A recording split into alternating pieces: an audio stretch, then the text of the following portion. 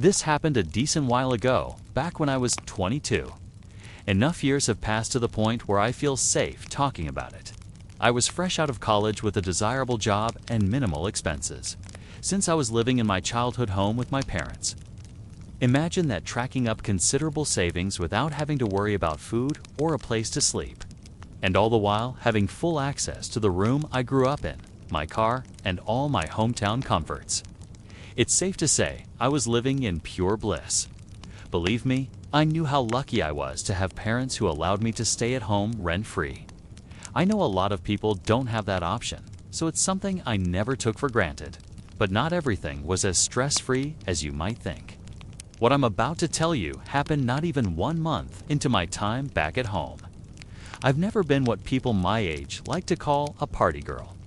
I don't drink excessive amounts of alcohol. I don't spend every ounce of my free time at clubs. And I definitely don't allow men to dictate my life in any way.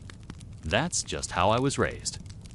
My father is the most important man in my life, and hookup culture disgusts me. Because of all that, my life is pretty routine. Wake up, satisfy my caffeine addiction. Go to work, go to the gym, read a bit of my book at home, mess around on my phone, and go to sleep. Weekends are for hiking, mini road trips, board games, and whatever else I decide I want to spend my time doing. But one random weekend, my closest friend from college, Lindsay, invited me and our other 2 friends, Sabrina and Thea, to spend a few days at her family's beach house. I'd never been, but from the way Lindsay talked about it, the place sounded like a dream. Quiet, tucked away from the touristy chaos on its own private beach, and just a short walk from the water. To put it bluntly, Lindsay's family is loaded. I think both her parents were neurosurgeons, so I had a feeling her beach house would be insane. And I was far from disappointed when I first laid eyes on it. I was awestruck. Look, I'm no architect, but I know a modern-style house when I see one. And Lindsay's must have been ultra-modern, because it looked more like a covert military safe house than a personal home. I'd love to show you guys pictures of it, believe me. I've got plenty about out of respect for Lindsay's family. I think that would be in really poor taste, even if what I'm about to tell you didn't happen. The 4 of us unloaded our stuff and decided where we'd be sleeping. Lindsay obviously had enough individual bedrooms for all of us, but what would be the fun in that? Instead, the 4 of us stayed in the same room, one of the kids' bedrooms that had 2 sets of bunk beds and its own attached bathroom. We'd been staying there 3 nights, which, in my opinion, is the perfect amount of time to spend coupled up with anyone other than your family. I tend to be relatively irritable, so anyone who's not clean or polite tends to tick me off pretty easily. Not that any of my friends are like that, but you know how it is. I know I told you about my relatively boring lifestyle already, but if there was a time to drink, it was that weekend with my friends. So I definitely planned on letting loose a little more than I ordinarily would. We wanted to keep the first night pretty chill though, so we walked down to the private beach connected to the house and sat in the sand stargazing. The 4 of us were drinking White Claws and listening to house music on Sabrina's speaker when we noticed something in the distance. The 4 of us quieted down a bit and watched the light flicker on and off. The sight was kind of hypnotic, as eerie as it was. After a while, it became clear that the light was swinging back and forth like a handheld flashlight someone was walking with. And soon after, we realized that's just what it was. It looked like 3 or 4 people casually walking in our direction, not running, stumbling, or moving strangely, just strolling at a leisurely pace. As they got closer, we started hearing the sound of laughter, which caused all of us to relax a bit. Considering how late it was most likely just a group of teenagers or even people our age. They must have noticed us because at some point, one of them yelled out, "Hi," in a friendly voice. It was a guy's voice, and he sounded around our age. Thea yelled back, and we made some small talk while they made their way over to us. As they approached, we could see that it was a group of 3 guys who looked maybe a year or 2 older than we were. They all had that typical beach boy look, which I could tell right away my friends were digging, especially Thea. She's a bit crazy when it comes to guys, so I can't say I was too surprised. She knows how I feel about her lifestyle, so it's not like I'm saying anything crazy. To be fair, she is drop-dead gorgeous, and I've never seen a guy not take a liking to her. The guys sat down with their beers, and the 7 of us continued drinking. It was actually a really great time. The guys weren't overtly flirtatious, but they weren't boring either. Fast forward an hour and several drinks later, and they ultimately invited us back to their place. Personally, I was exhausted and was leaning toward going to sleep. But I could tell all 3 of my friends wanted to continue hanging out with the boys, especially Thea, of course. I decided not to spoil everyone's fun and called it a night for myself, telling my friends to go on without me. There were only 3 guys, after all, and I had no intention of hooking up with anyone that night.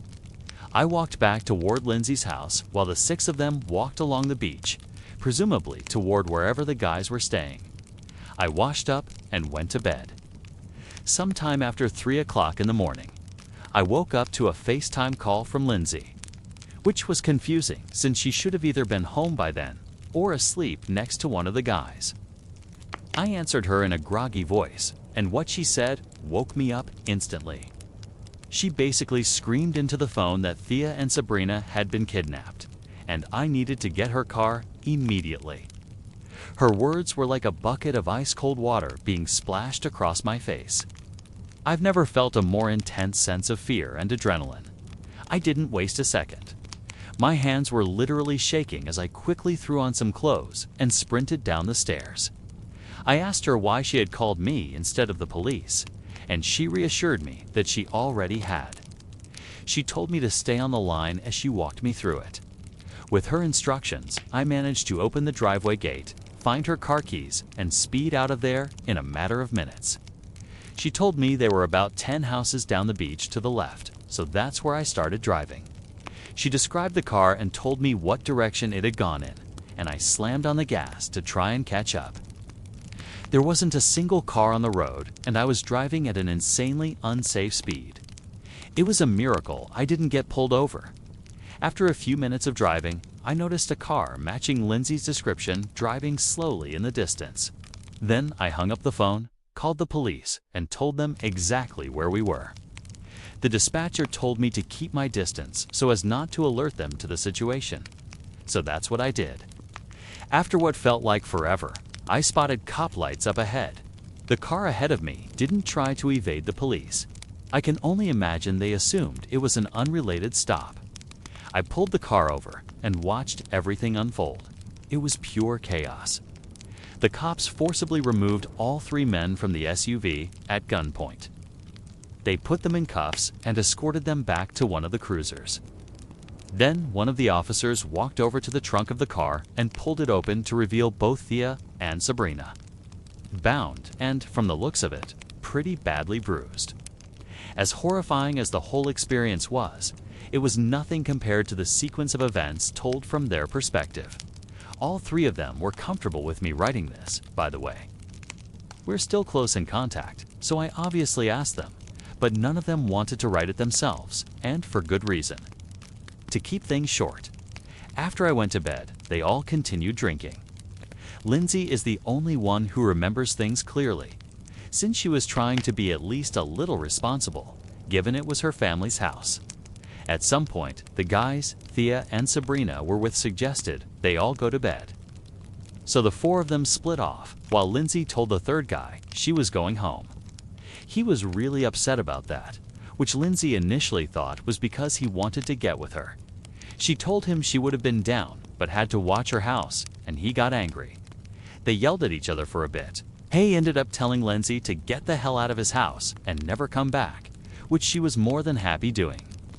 Halfway home, though, she realized she had forgotten her purse, so she went back to get it. That says when she saw the guys throwing Thea and Sabrina into the back of the car before driving off. She called the police, then me, and that was that. Thea's parents are both lawyers, and they jumped through dozens of hoops to do 2 things. Keep the event as far away from the public sphere as possible, and make sure those guys got maximum prison sentences. They accomplished both. Turns out the house they were staying in didn't even belong to them. It was owned by some random old couple who were on vacation in a different country. That, plus the slew of other crimes they were charged with, put them away for a long time. Although I still think there's no sentence long enough that can properly compensate for what they did. As much as I hate admitting it, this traumatized me for years. I couldn't do beaches, late nights, or talking to strangers, no matter how harmless they seemed or how safe a situation felt. I became antisocial and drifted away from the girls for a little, but luckily, that's since changed. I can't even begin to imagine how this incident affected Thea and Sabrina. Part of me feels like not remembering anything is a blessing in disguise. I think the craziest part about the whole thing is the fact that had I not gone home, I might not have been able to reach Lindsay's car in time. And had it not been for that, the police may have never found those guys' car.